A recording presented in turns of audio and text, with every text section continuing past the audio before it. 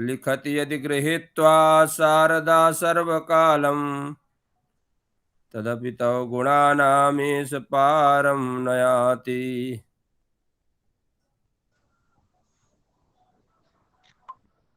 उल्लंघ सिंधो सलिलं सलीलं यः शोकवह्नि जनकात्मजाया आदाय तेनैव ददाह लंका नमामि तं प्राञ्जलिरानतोऽस्मि। चले अच्छा कौशल कुमार कमल हो गया, स्क्रीन शेयर हो गया ना। कौन सा सूत्र हो गया था, कौन सा होना है?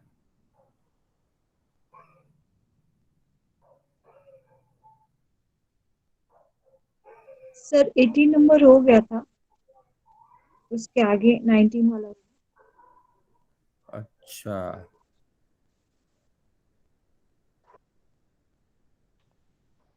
19 18 संस्कार साक्षात करणात पूर्व जाति ज्ञानम।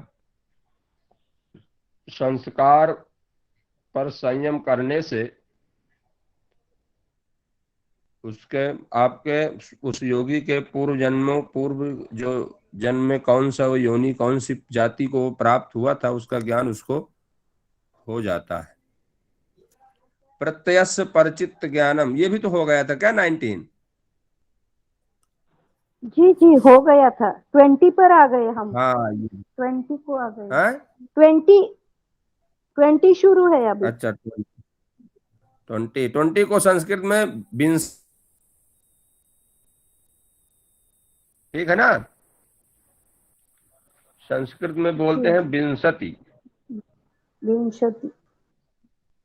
तो नाचा तत्सालंबनम तस्या विषयीभूतत्वात् न च तत्सालंबनम तस्या विषयीभूतत्वात्। बालिका वर्ग।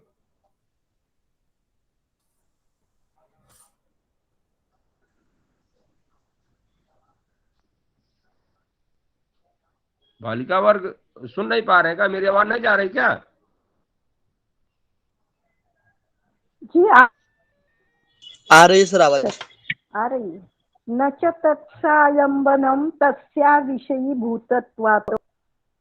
हेलो बोले बोल मुझे क्या? न च तत्सालंबनं तस्या विषयीभूतत्वात्। ठीक तुम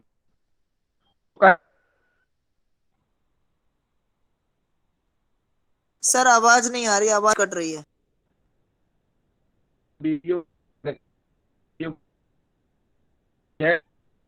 आवाज नहीं आ रही आपकी? आ रही है आवाज?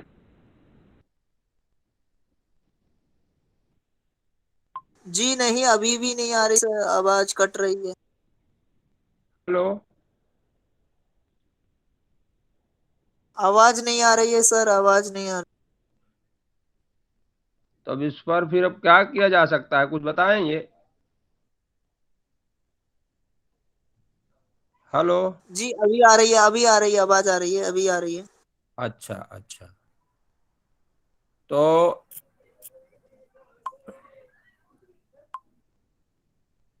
तो कह रहे हैं इसके पहले जो पूर्व वाला जो सूत्र था, कह रहे हैं कि प्रत्ययस्य परिचित ज्ञानम, मतलब आप चित्त पर क्या होता है, चित्त पर संस्कार और बुद्धि का जो उसके पास जो स्मृतियां इत्यादि जो होती हैं, चित्त पर वही तो विषय होगा जो हमारी इंद्रियां जो विषय वस्तु जो प्रस्तुत करती हैं चित्त को, वही तो चित्त पर होगा। चित्त का काम होता है कि जो इंद्रियां हमारी ग्रहण करती हैं उसको ज्यों कहते हैं उठा करके और उस दृष्टा को दे देती हैं, जीव को दे देती है। तो चित्त के पास हमारी जो स्मृतियां इत्यादि जो कुछ भी चित्त पर राग द्वेष इत्यादि जो कुछ भी होते हैं वो चित्त पर होते हैं। तो कह रहे हैं कि जो कल मैंने चर्चा किया था कि ये कौशल जी रिकॉर्डिंग चल रही है ना? जी सर। तो जो चित्त पर उसका रागात्मक या द्वेषात्मक जो भाव है, जो उस पर जो धर्म जो चल रहा है, उसका तो ज्ञान हो जाएगा, लेकिन वो किस कारण से, उसका आलंबन क्या है, उसका आपको पता नहीं चलेगा। ये मैं इस पूर्व वाले सूत्र में ही कल इसको स्पष्ट कर दिया था। तो उसी को कह रहे हैं अगले सूत्र में, 62 वाले में, कि नाचा तत्सालंबनम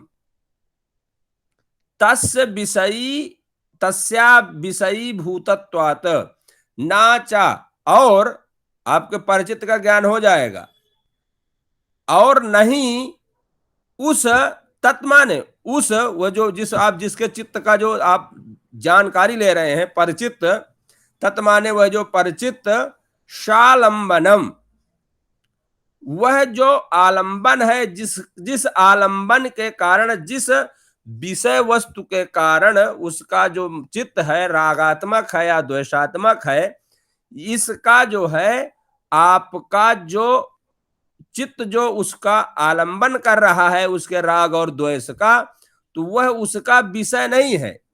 नाचा मतलब और नहीं उस परचित्त का जो शालंबन आलंबन सहित होता है, परचित्त के आलंबन का अविषयी भूतत्वात्, अविषयी माने ना विषयी, योगी के संयम का विषय ना होने से। क्योंकि योगी जो उस परचित्त पर लिखे हुए अक्षरों को जो पढ़ रहा है, तो वह किस कारण से वह अक्षर लिख गए हैं, उस कारण का उसका विषय नहीं होता, वो कारण नहीं देख रहा है, वो उसका विषय ही नहीं है परचित्त का।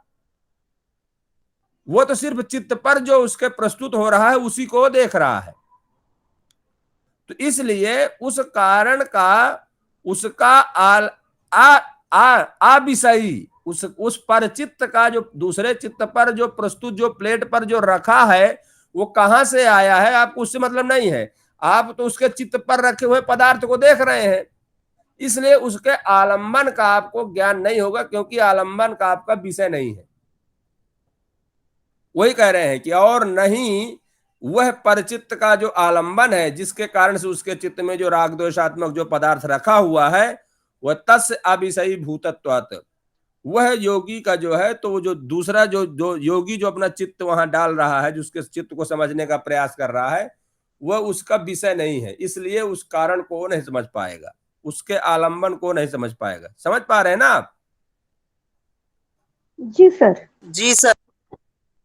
हाँ, किस कारण से उसके चित्त पर राग द्वेषात्मक विचार उत्पन्न है, वो उसको नहीं समझ पाएगा, सिर्फ इतना जान जाएगा कि इसके चित्त पर। तो उसी वाले सूत्र को यहां स्पष्ट कर रहे हैं, ठीक है ना? जी सर। जी।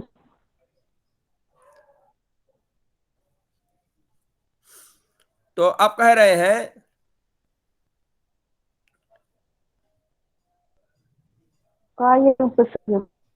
यहाँ पर मुख्य बात से, यहाँ पर मुख्य रूप से ये बात बता रहे हैं कि चित्त के जो आलंबन का जो ज्ञान होने का यहाँ पर निषेध है। मतलब यहाँ पर ये स्पष्ट मना कर रहे हैं कि आपके जो दूसरे का जो चित्त है ना, उसका जो आलंबन है राग द्वेषात्मक, जैसे व्यक्ति का किस पदार्थ, मनुष्य, पक्षी, पशु में जो राग द्वेष प्रेम इत्यादि है, उसको योगी नहीं जानता। तो वह यहाँ पर ये बता रहे हैं कि यहाँ पर दूसरे के चित्त का जो आलंबन है वह उसका विषय नहीं है, मतलब निषेध है यहाँ, ठीक है ना? इस बात को स्पष्ट कर रहे हैं। तो काय रूप संयमात तदग्राह शक्ति स्तंभे चक्षुष प्रकाशा असंप्रयोगेन्तर्धानम, काय रूप संयमात तदग्राह्य शक्ति स्तंभे चक्षुष प्रकाशा संप्रयोगेन्तर्धानम। बालक वर्ग,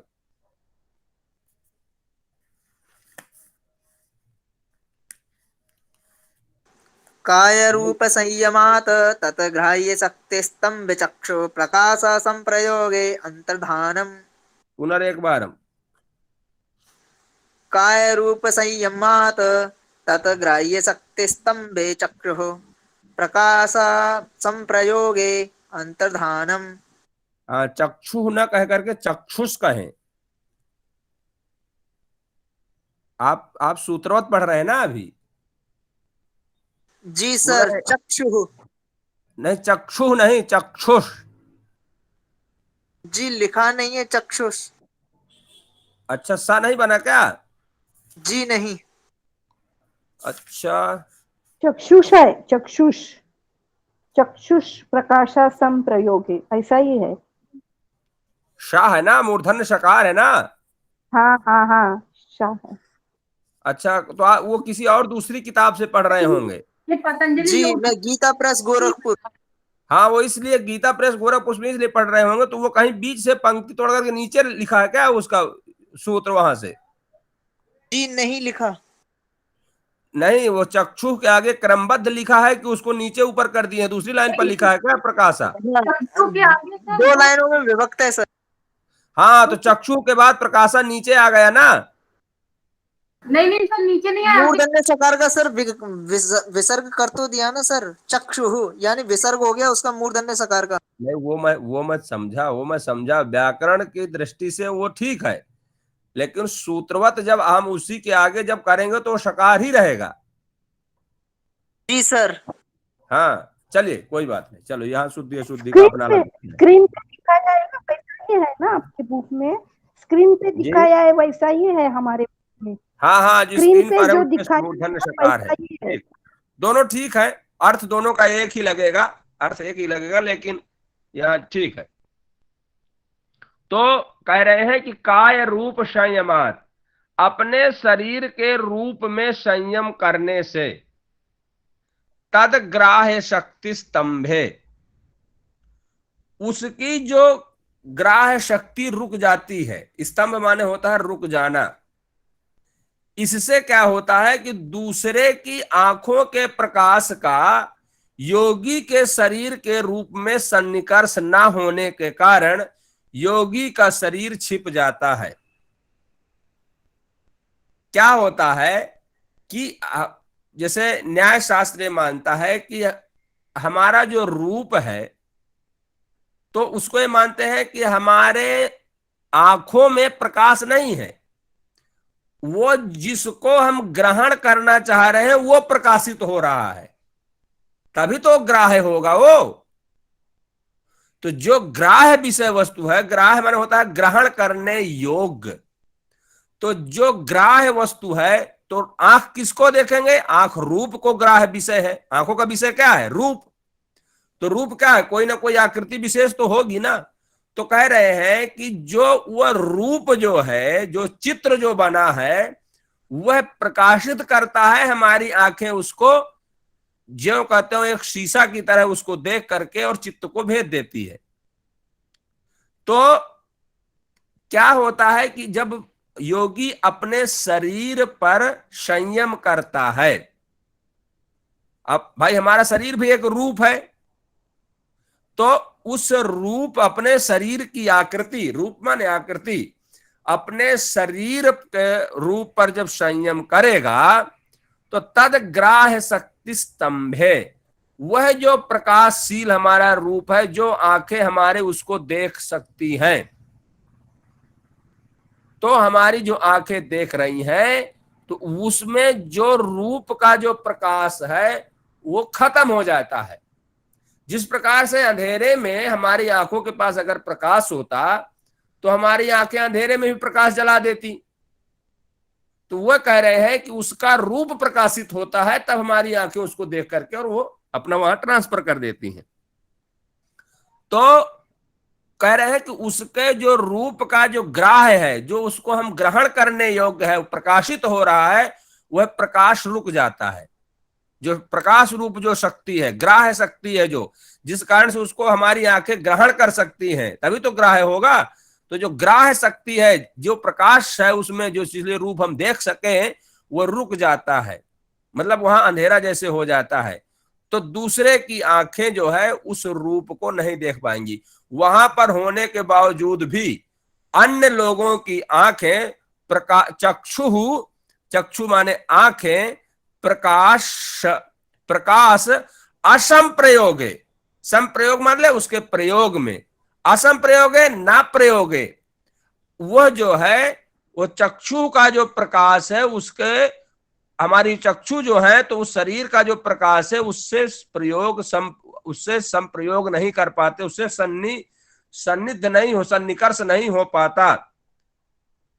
तो इस प्रकार से अंतर्धानम वह मतलब छिप जाता है हमारे चक्षु का, और उस जो प्रकाश है रूप रूपी, हमारे जो आकृति रूपी जो प्रकाश है, तो चक्षु देखेगा तो हमारे जब रूप का प्रकाश ही खत्म हो गया तो वो सन्निकर्ष नहीं हो रहा, मतलब नहीं देख पा रहे, तो वह जो है यहां लौकिक जगत की भाषा में उसको बोले जाएगा अंतर्धानम, मतलब छिप जाना।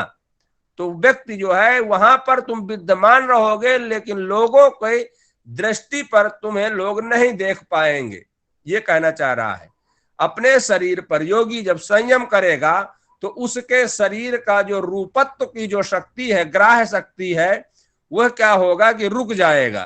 तो रुकने से क्या समस्या हो जाएगी कि जो दूसरे लोग होंगे उनके आंखें होने के बावजूद भी वो आपको नहीं देख पाएंगे, मतलब उनकी आंखें आपको देख सकने में सक्षम नहीं हो सकती, क्योंकि आपके शरीर का जो प्रकाश था वो अंतर्धान हो गया। समझ में आ गई बात? गुरुजी शरीर जी सर। आदर्श हो जाएगा? हाँ, शरीर आदर्श हो जाएगा मतलब सामने वाला देख नहीं पाएगा? भाई तुम आदर तुम नहीं छिपोगे, लेकिन जब तुम्हारे रूप का जो, जैसे मान लीजिए कि रात को गिलास रखी है, तुम्हारे पास आंखें भी हैं, लेकिन अब वो गिलास जब दिखाई नहीं दे रहा हमें, तो वह रूप जो है हमारा जो शरीर होगा, वो शरीर जो है तो वो उसके आंखों का विषय नहीं हो सकता। ग्राह्य माने विषय, तो उसके आंखों का विषय नहीं रहेगा, क्योंकि उसमें प्रकाश अब रह ही नहीं गया शरीर में। जिस कारण से प्रकाशित होकर के आंखें, चक्षु हमारा उसको अपना विषय बना रही हैं, तो वह विषय अब नहीं रह गया, क्योंकि वो उस प्रकाश को आपने रोक दिया, स्तंभ कर दिया। तो उसके प्रयोग में जब सन्निकर्ष नहीं होगा तो इसका मतलब क्या है, छिप गए। वो खोज तो रहा लेकिन आप हैं वहीं पर, लेकिन दिखाई नहीं दे रहे हैं, वही अंतर्धान। स्पष्ट हुआ? जी गुरुजी। जी सर। हाँ, तो ये जो है ये बात वहां पर कही गई। अब इसी में जो है ना, इसमें थोड़ा सा भी आपको और जो है आप जो है इसमें और इस प्रकार से कुछ कर सकते हैं। जैसे क्या है कि जैसे आपका जो रूप हो गया, तो हमारे शरीर में जो हमारे अलग अलग ज्ञानेंद्रियों के 5 विषय होंगे ना, जैसे रसना का रस हो जाएगा, गंध हो जाएगा, स्पर्श हो जाएगा और शब्द हो जाएगा। तो इसी प्रकार से जब आप अपने शरीर के गंध पर आप संयम करेंगे तो वहां पर लोगों का घ्राण शक्ति होने के बावजूद भी, काय माने क्या, शरीर, शरीर माने 5 तत्वों से, रूप रस गंध, शब्द रूप रस गंध और स्पर्श। तो इन 5 तत्वों से आप लोगों से छिप सकते हैं। जैसे आप अपने शरीर के स्पर्श तत्व को आपने जो है तो संयम कर लिया, तो फिर लोगों के टच में तुम नहीं आओगे। इसी प्रकार से गंध में, तो वहां पर गंध से आपके कोई गंध के माध्यम से आपको वहां नहीं जान सकता, मतलब गंध का विषय अब नहीं रह जाएगा, घ्राण का विषय नहीं रह जाएगा। घ्राण की जो हमारे शरीर में जो किसी प्रकार की या सुगंध या दुर्गंध जो आ रही है, वो उसका विषय नहीं रह जाएगा। स्पर्श का विषय नहीं रह जाएगा हमारी स्किन का, श्रोत्रों का जो है शब्द का विषय नहीं रह जाएगा। इस प्रकार समझ रहे हैं ना? तो केवल रूप बस से नहीं समझना है आपको, ये 4 तत्वों से और समझना है इसी प्रकार। ठीक है? जी सर। जी जी। तो अब इसमें क्या होता है ना कि इसमें व्यक्ति जो है तो मृत्यु नहीं होती है, लेकिन मृत्यु तुल्य हो जाता है, वहां से गायब जैसे हो जाता है, लेकिन मृत्यु होती नहीं है इसमें। क्योंकि मान लीजिए कोई पत्थर आपकी तरफ टकराने के लिए आ रहा है, तो आप अपने आप को वहां से अंतर्धान कर लिए, सब पर आपने संयम कर लिया, तो गंध अपने आप में हट गया, रूप अपने आप में हट गया, स्पर्श अपने आप में हट गया, सब अपने अपने तत्वों को वहां से हटा लिए, तो पत्थर आपसे लड़बे नहीं करेगा। ठीक है ना? इस प्रकार से फिर वहां पर वो योगी का शरीर वहां पर दिखाई नहीं देगा। आगे चलें? जी जी जी सर। चलिए, तो शो, अब अगला सूत्र है विंशति, ये एक विंशति था ना, ये दो विंशति। शोपक्रमम निरुपक्रमम च कर्म तत्संयमाद परांत ज्ञान मरिष्टेभ्यो वा। शोपक्रमम निरुपक्रमम च कर्म तत्संयमाद परांत ज्ञान मरिष्टेभ्यो वा। बालिका वर्ग।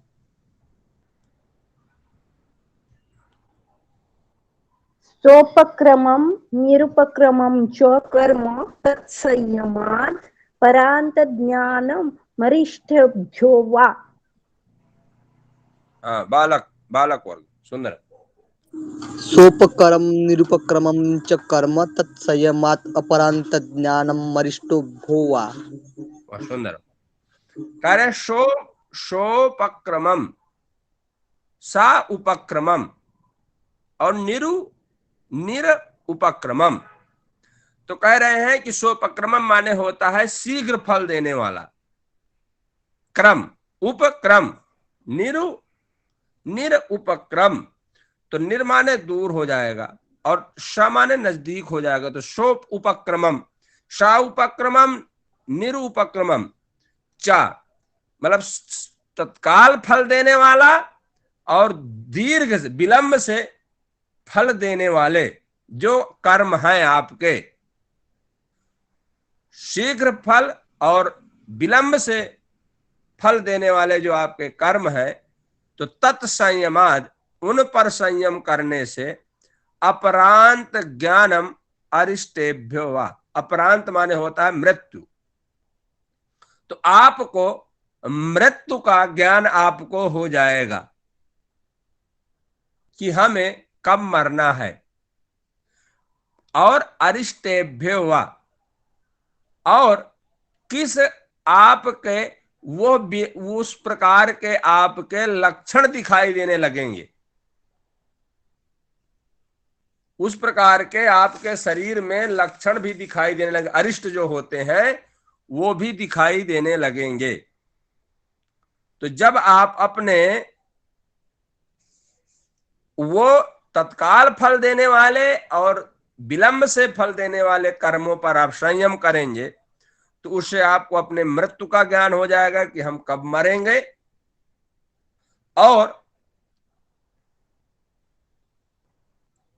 और आप उनसे जो है, जो अरिष्ट होने मतलब जो अरिष्ट है आपके मृत्यु सूचक जो लक्षण है, उनका भी आपको ज्ञान होने लगेगा। ये है अरिष्ट का मतलब होता है मृत्यु सूचक आपके जो लक्षण, जो चिन्ह, जो उसका भी ज्ञान आपको होने लगेगा। स्पष्ट हुआ यहां? जी जी सर ये क्रम उपक्रम सहित और उपक्रम रहित कर्म ये कौन से सर? यानी प्रारब्ध कर्म और संचित कर्म है ये।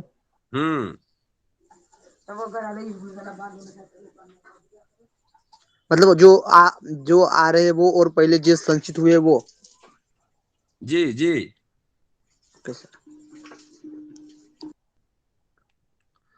तो इस प्रकार से जब आप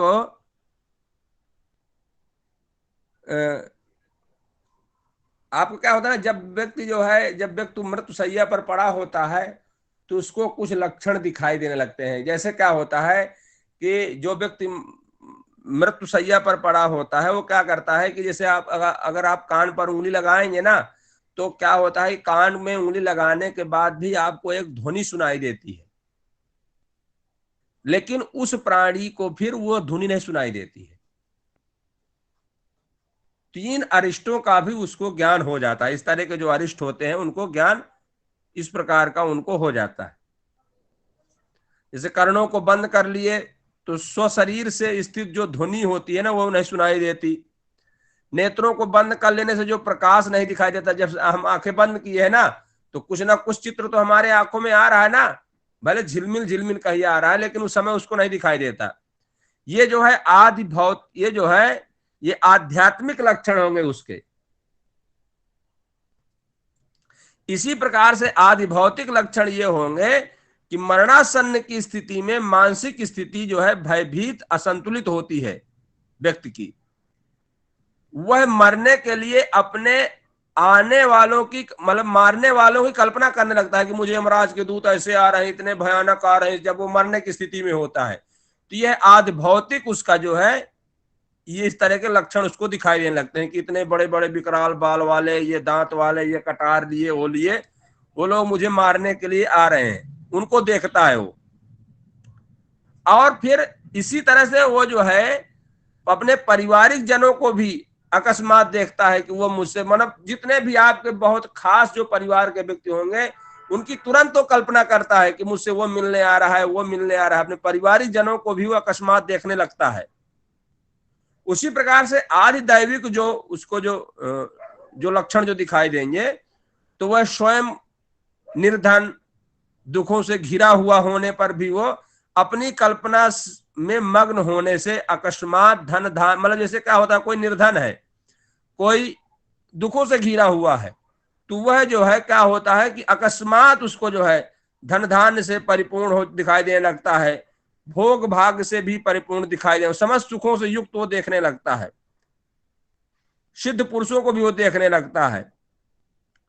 तो इस प्रकार के उसको लक्षण जो है उसके सामने, तो कभी ये इससे युक्त, कभी इसके विरुद्ध भी देखने लगता है। जैसे कभी कभी वो असहाय हो जाता है, कभी कभी दीनहीन भी हो जाता है वो।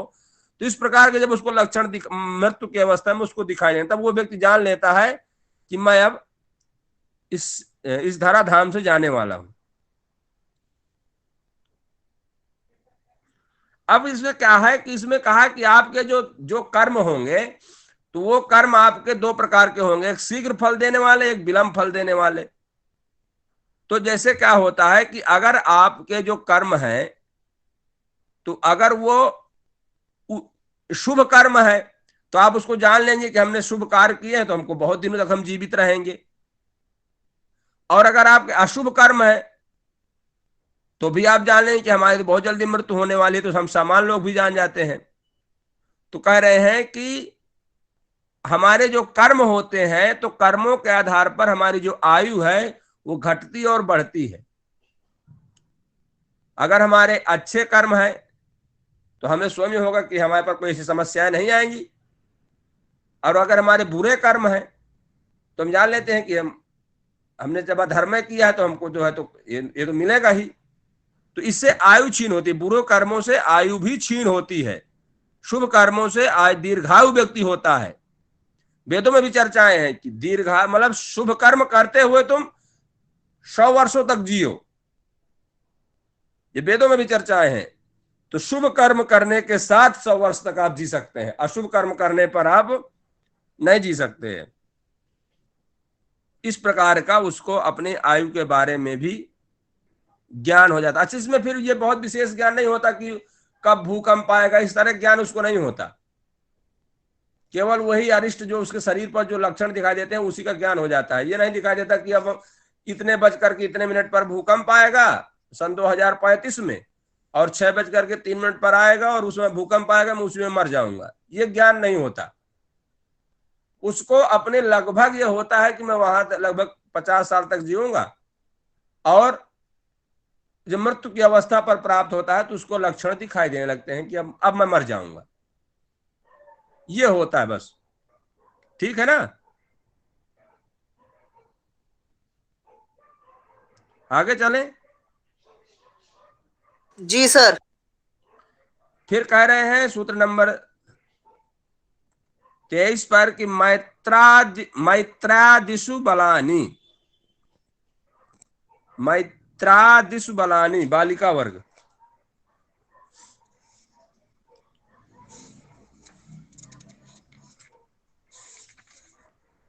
मैत्रादिषु बलानि। हाँ, बालक वर्ग, सुंदर, बालक वर्ग, मित्रादिषु बलानि। सुंदर सुंदर। तो कह रहे हैं कि मैत्री इत्यादि में जो संयम की जाती है उससे बल उत्पन्न होते हैं। तो मैत्री समझे हो, मैत्री क्या है? जी सर। क्या है? मैत्री, करुणा, मुदिता। करुणा, मुदिता, उपेक्षा, 4 भावनाएं हैं। हाँ, तो क्या है कि मैत्री, करुणा, मुदिता, इन तीनों में तो ये तो भावनाएं हैं। और जो मैत्री, करुणा, मुदिता, उपेक्षा, तो उपेक्षा जो है तो वो पाप कर्म में भावना नहीं लगाना है आपको, वो भावना नहीं है, उसकी आपको उपेक्षा करनी है। भाई आपकी मैत्री की भावना करेंगे, करुणा की भावना करेंगे, मुदिता की भावना करेंगे, लेकिन आप वहां पर उपेक्षा की भावना, वहां पर उपेक्षा भावना नहीं होगी, आप उसकी उपेक्षा कर देंगे, क्योंकि उपेक्षा पर किसी प्रकार की भावना आएगी ही नहीं। कि आएगी? बताइए भाई, उपेक्षा के लिए तो कोई ना कोई विषय वस्तु चाहिए ना। अब आपने जब उसको डिलीट ही कर दिया, तो इसलिए उपेक्षा भावना नहीं है। तो मैत्री, करुणा, मुदिता, ये 3 प्रकार की भावनाएं होंगी।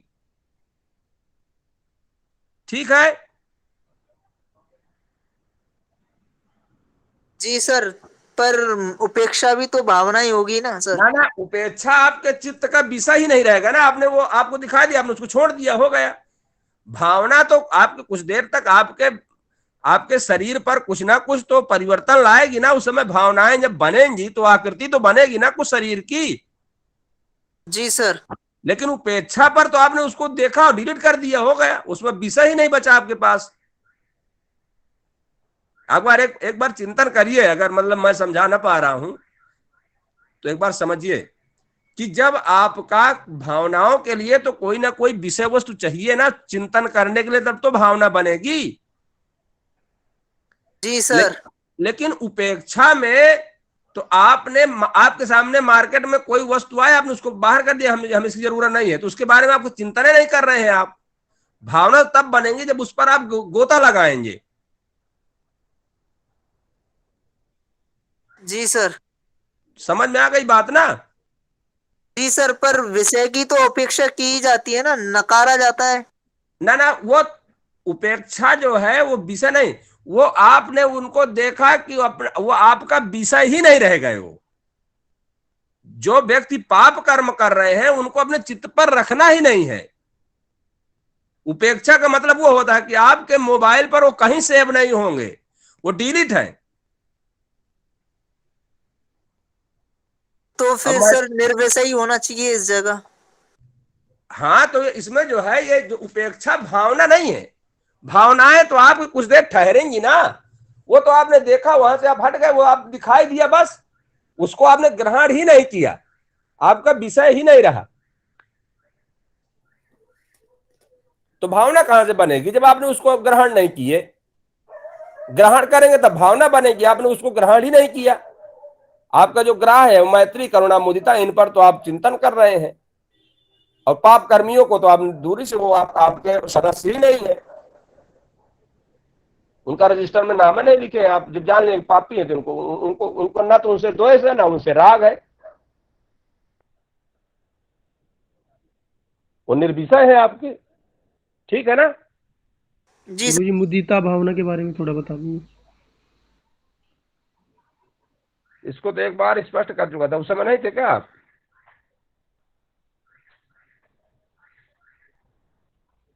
कोई कोई बालिका बताइए, क्या कोई बताइए, इनको समझा दीजिए मैत्री, करुणा, मुदिता, जो हमारी क्लासों को लिए हो पहले। जी, आप ही स्पष्ट कीजिए सर, हम भी अनुपस्थित थे। अच्छा अच्छा, देखिए क्या है। मैं करूँ सर? हाँ हाँ, बोलिए बोलिए। मैं सुख के प्रति मैत्री की भावना रखनी चाहिए, और दुखी व्यक्ति की प्रति करुणा की भावना रखनी चाहिए। और पुण्य व्यक्ति के प्रति मुदित की भावना रखनी चाहिए और पाप व्यक्ति के प्रति उपेक्षा की भावना रखनी चाहिए। Okay sir. स्पष्ट हुआ? जी गुरुजी स्पष्ट है। चलिए चलिए, तो हमने ऐसा सुना था। है? हमने तो इसके पहले थोड़ा सा इसकी और विस्तृत व्याख्या की थी कि किस किस प्रकार से, जैसे पाप कर्म और पुण्य कर्म को लेकर के, और धन से इत्यादि से, ऐश्वर्य से संपन्न जो सुखी लोग हैं उनके प्रति क्या भावना, और किस प्रकार से जो शुभ कर्म कर रहे हैं उनके प्रति मित्रता की भावना। तो इस तरह से वो है, ठीक है ना। तो चलो इसका तो एक बार हो गए, एक बड़ा बड़ा आप वो ये भी समझ लीजिए। तो उपेक्षा जो है, तो आपका पाप कर्म के से जो है, जो पापी लोग हैं उनसे आप उपेक्षा करेंगे, इसलिए भावना का विषय नहीं है। तो आपको तीन ही भावनाएं बनानी है, मैत्री, करुणा और मुदिता। इन तीन भावनाओं में अगर आप संयम करते हैं तो आपको जो है मैत्री, करुणा और मुदिता बलों की प्राप्ति होगी। ये भी समझ रहे हैं? बल का मतलब समझ रहे हैं ना? बल का मतलब आप किसी से जो है, तो आपको वो नहीं बनना। क्या है वो, एक वो कौन था, सुशील करके था, सुशील पहलवान, अनखली बनना है आपको। आपको आपके जो योग मार्ग में जो ताकत दे वो आपका मेन बल होगा। आपके जो योग मार्गों में जो सहायक सामग्री उपलब्ध हो वो आपका ताकत है। आपके जो लक्ष्य की ओर जो आपका सहयोग करे वो आपकी ताकत है। तो आपके उसमें कहा कि मैत्री, करुणा, मुदिता वालों में अगर आप भावनाएं लगाएंगे, उनसे संयम लगाएंगे, तो आपको इन तीनों तत्वों, इन तीनों बलों की आपको प्राप्ति होगी। मैत्री की भावना होगी, और करुणा की भावना होगी, और मुदिता की भावना होगी। ठीक है ना? यानी जिस भावना पर हम संयम करेंगे उसी भावना का सामर्थ्य प्राप्त होगा। हाँ, सामर्थ्य आपको प्राप्त होगा। ठीक है ना? जी सर, पर संयम क्या चीज है? अरे संयम यानी धारणा, ध्यान, समाधि है। आप फिर उस पर आ गए, उसी विषय पर। आप योगाभ्यास क्योंकि नहीं मुझे ये करते समझ में नहीं आया। योगाभ्यास करो, रोज दैनंदिन अभ्यास करो सुबह उठ के, तो समझ में आएगा। जब मैंने वो तृतीय पाद जब प्रारंभ किया था, तो उस समय ये सब बताया गया था कि धारणा, ध्यान, समाधि जो है द्वितीय पाद में था। ये सब बताया गया था कि धारणा, ध्यान। अब कितने दिन से हो गया क्लास लेते हैं आपको भैया? कौन है बोल रहे हैं? क्या नाम है आपका? जितेंद्र। अच्छा, जितेंद्र जी। तो आप तो बहुत दिन से जुड़े हैं ना? जी सर, बीच में मैं अनुपस्थित। अरे वही बीच तो है, सब गड़बड़ कर रहा है।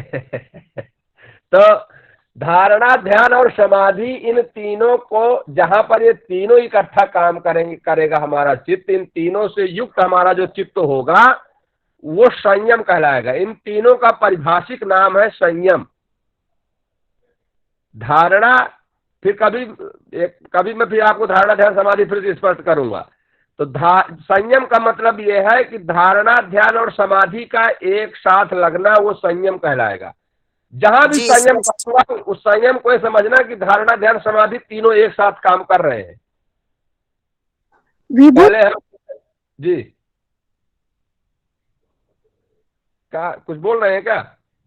जी हो गया। अच्छा, हाँ। तो बस संयम से अभी ये समझना। अब अगला सूत्र जो है, तो ये मैत्रादिषु, इसीलिए मैत्रादिषु मतलब बहुवचन, सप्तमी का बहुवचन है। मैत्रादिषु, मैत्री आदिषु मतलब मैत्री आदि बहुवचन, न एक वचन न दो वचन, बहुवचन। तो मैत्रादिषु बलानी, आपको मैत्री, करुणा, मुदिता, इनमें भावनाएं करने से आपको मैत्री, करुणा और मुदिता बलों की प्राप्ति होगी। ठीक है, चलो। तो कह रहे हैं कि बलेषु, बलानी था वहां, तो कह रहे हैं बलेसु हस्ति बलादीनी। अब यहाँ कह रहे हैं कि अब यहाँ पर आपने वहां पर चर्चा कर दिया तो वो आंतरिक विषय रहे, मैत्री करुणा मुदिता आंतरिक विषय है। तो अब यहाँ पर कह रहे हैं भावनात्मक हो गया, अब यहाँ पर शारीरिक हो गया। तो बलेसु अगर आपको बल बढ़ाना है तो क्या करेंगे, तो हस्ति बलादीनी, आप हाथी के पर अगर अपनी संयम करेंगे, हाथी आदि के बलों में अगर आप संयम करते हैं तो आपके हस्ती के समान मतलब हाथी के समान बल की प्राप्ति हो जाएगी। बलेशु हस्ति बलादीनी। बालिका वर्ग उच्चारण करें।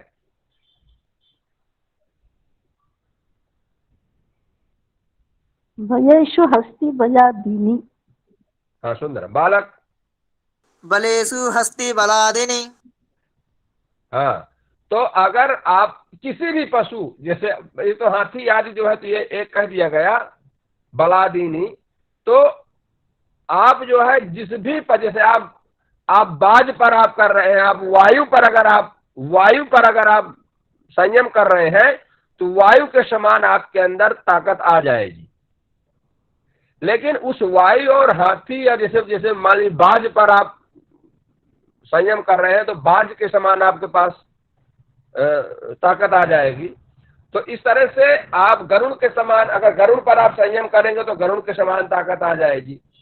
तो इसका मतलब ये नहीं है कि वायु पर आप जो है या हाथी पर आप संयम करेंगे तो हाथी कितना बल आ जाएगा, ऐसा नहीं होगा। साधारण मनुष्यों की अपेक्षा आप विशेष बलवान होंगे। ये कभी भूल ना करना कि हाथी के पर संयम करेंगे तो हाथी कितना बल आ जाएगा। उसके सामान्य मनुष्यों की अपेक्षा आप में अधिक बल हो जाएगा, ये है। अब सूत्र संख्या 25। प्रवृत्त्यालोकन्यासात् सूक्ष्म व्यवहित विप्रकृष्ट ज्ञानम। प्रवृत्त्यालोकन्यासात् सूक्ष्म व्यवहित विप्रकृष्ट ज्ञानम। बालक वर्ग।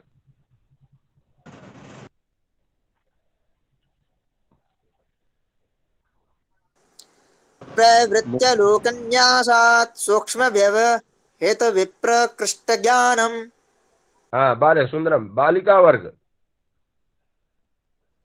प्रवृत्त्यालोकन्यासात् सूक्ष्म व्यवहित विप्रकृष्ट ज्ञानम।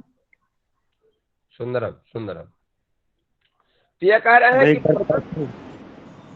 और कोई बोल रहा है क्या? मैं एक बार प्रयास करूं? हाँ हाँ प्रयास करिए करिए।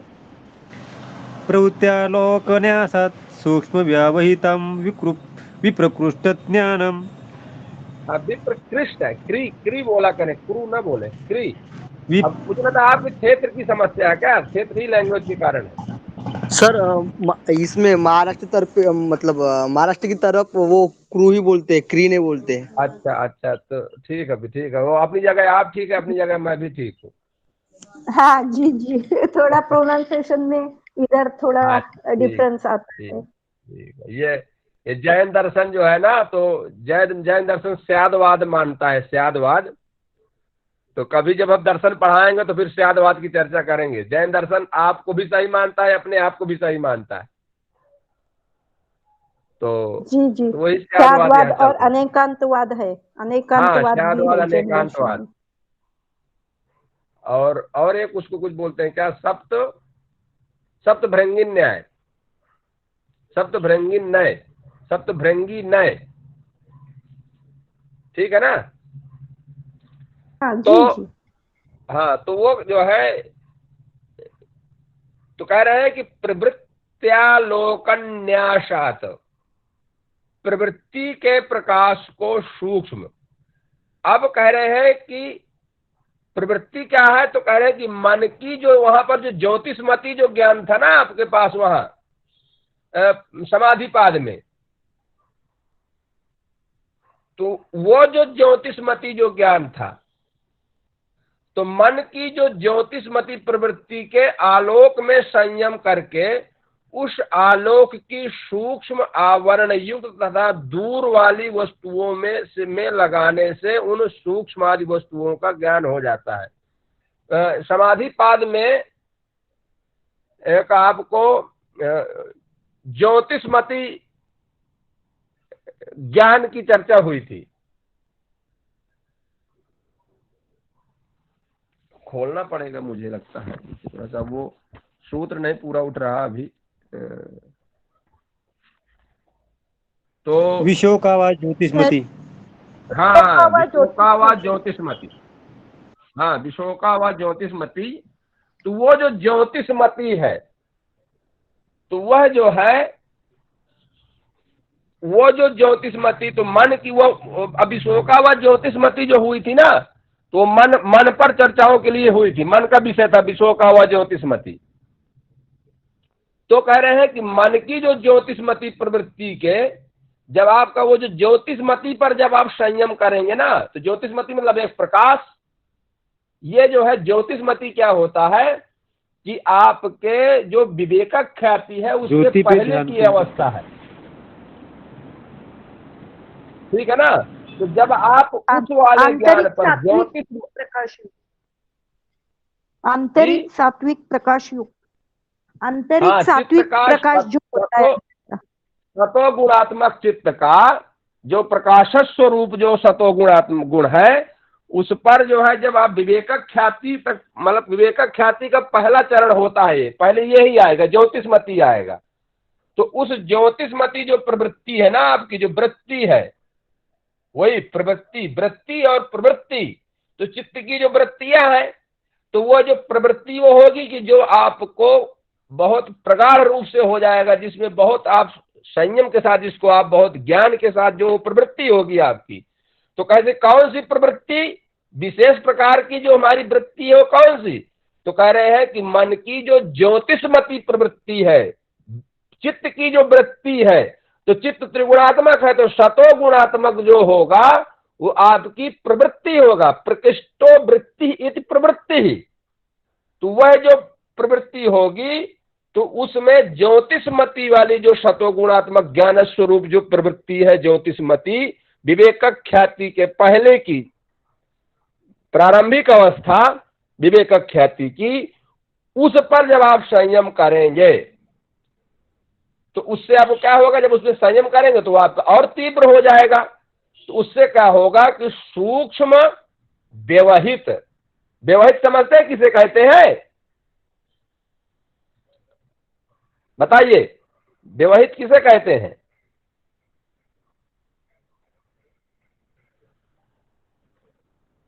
अरे बोलिए तो, कोई आता है कि नहीं आता? नहीं, मौनम स्वीकार लक्षणम। भाई बड़े दुष्ट है विद्यार्थी। छिपा हुआ है, जो छिपा हुआ है वो, हाँ, जिसमें कोई आवरण पड़ा होता है। जैसे मान लीजिए कि कोई वस्तु चद्दर में ढकी हो, तो है तो, लेकिन उसमें चद्दर का व्यवधान है, व्यवहित है। मान लीजिए किताब हमारी कहीं रखी है और उसके ऊपर चद्दर रखा है, तो किताब होने के बावजूद भी हमारी जो आंखें हैं ना उसको नहीं देख पा रही, तो इसलिए किताब व्यवहित है।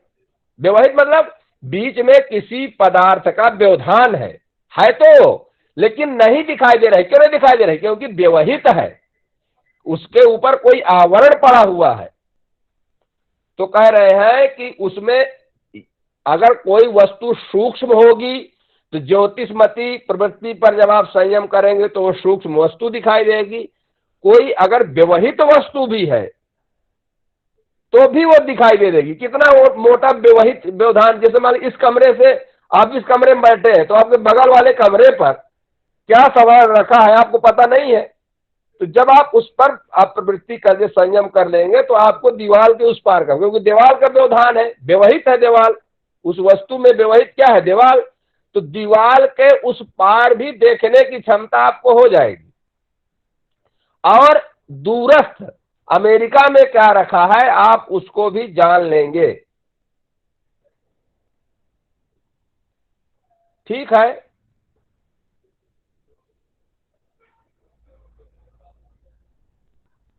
ये साधु संत ऐसे बताते थे अरे कि तो अंतर साधु संत वही तो होंगे जो योगी होंगे। आप भी तो साधुए संत हैं। आप नहीं इतने, परंतु एक पूना में एक मिटकर महाराज थे और हाँ 1962 में जो युद्ध हुआ था हाँ चीन के साथ जो भारत का युद्ध हुआ था, तो हाँ उसमें एक जवान मारा गया ऐसे एक ने बताया था। परंतु वो जो उनकी जवान की पत्नी थी वो हमेशा कहती थी कि हाँ ये जिंदा है।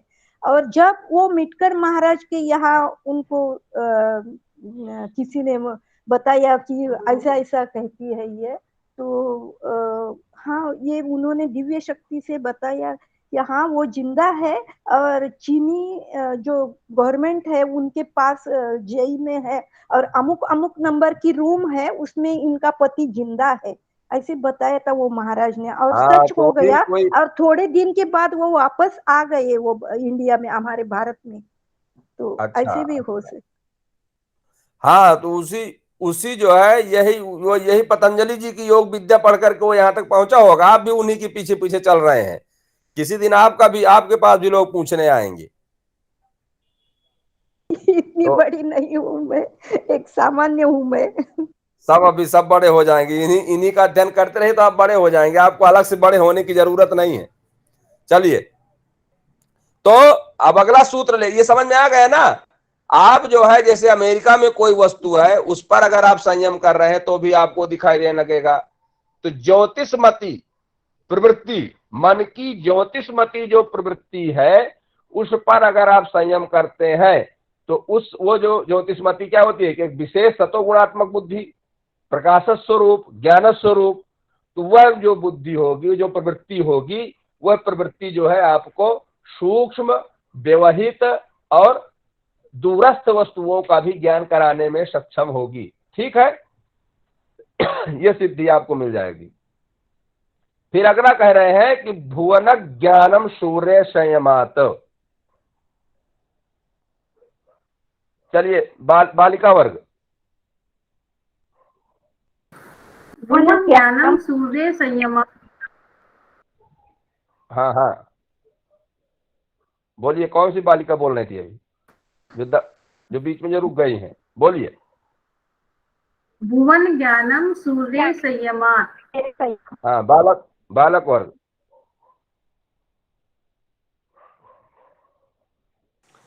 भुवन ज्ञानम सूर्य संयमात। पुनः एक बार। भुवन ज्ञानम सूर्य संयमात। अच्छा, सूर्य है कि सूर्य है? सूर्य सूर्य है। सूर्य सूर्य सूर्य सर सूर्य। हाँ तो जब किसी को कहता हूं ना मैं, हम कुछ आगे बढ़ गए क्या? हम कुछ आगे बढ़ गए मुझे लगता है। क्या जी सर। नहीं सर ठीक है इसी पर। भुवन ज्ञानम सूर्य संयम।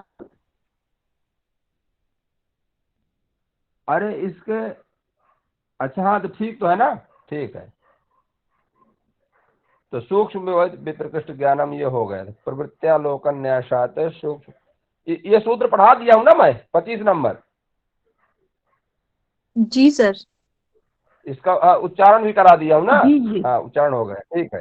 तो भुवन ज्ञान सूर्य संयमात, तो इसका सूक्ष्म शॉर्टकट में समझिए कि सूर्य में संयम करने से लोकांतरों का ज्ञान हो जाता है। जितने भी लोक हैं उन लोकों का ज्ञान आपको हो जाएगा। ठीक है। क्योंकि सूर्य जो है तो प्रकाश स्वरूप है।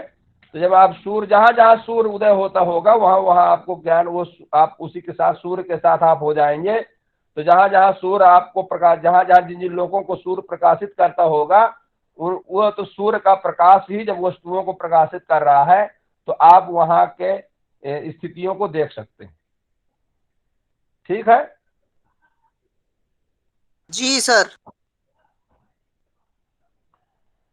तो चलिए अगला सूत्र।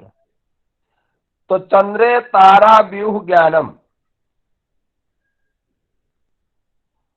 तो चंद्रमा पर अगर आप संयम करते हैं तो तारा व्यूह ज्ञानम, जो तारागण है, भाई चंद्रमा किन के बीच में रहता है? ताराओं के। तो आप जो है, चंद्रमा क्या है? चंद्रमा एक केंद्र हो गया। तो केंद्र पर जब आप बैठ जाएंगे तो जो चारों तरफ जो तारा जो भ्रमण कर रहे हैं, तो उनकी गति का ज्ञान आपको हो जाएगा कि कौन तारा किस गति से चल रहा है, कौन कितना दूर है, कौन तारा, कभी चंद्रमा जो है कभी किसी तारा के उत्तर होता है, कभी दक्षिण होता है। तो वह जो ताराओं की जो गति है, उस गति को आपका ज्ञान हो जाएगा। कौन से स्थान पर वो अवस्थित है, इनका आपको ज्ञान हो जाएगा। ठीक है ना? चंद्रमा से आपको मेन स्थिति पर आप पहुंच जाएंगे तो वहां पर आपको ताराओं के बारे में, आपको जो है तारा, कौन सा तारा कहां पर स्थित है, ये आपको ज्ञान हो जाएगा। उसके स्थान का पता चल जाएगा चंद्रमा पर संयम करने से। इसके आगे चलते हैं, ध्रुवे तदगति ज्ञानम। तो ध्रुव माने होता है स्थिर। तो जब आप एक स्थिर पॉइंट पर पहुंच जाएंगे तो स्थिर होने पर आप दूसरे की गति को समझ सकते हैं, कितना स्पीड से दौड़ रहा है, और आप भी उसी दिशा में दौड़ रहे हैं, अगला व्यक्ति भी दौड़ रहा है, तो आप उसकी गति को नहीं समझ सकते हैं। तो इसी प्रकार से अगर जब आप ध्रुव पर आप संयम करेंगे तो तारागणों की, वहां चंद्रमा पर तो संयम करने से ताराओं के स्थान का पता चलेगा कि कौन तारा कहां पर निवास करता है। और यहां पर ध्रुव पर अगर आप वो करेंगे, ताराओं का स्वामी हो गया, तो ध्रुव पर अगर आप संयम करेंगे तो तारागणों की गति का ज्ञान हो जाएगा कि कौन तारागण कितनी गति से वो चल रहे हैं। ठीक है? स्पष्ट हुआ? जी हो गया। हाँ, ध्रुव तारा में संयम करने से उसके उन अन्य तारों की गति का ज्ञान आपको हो जाएगा।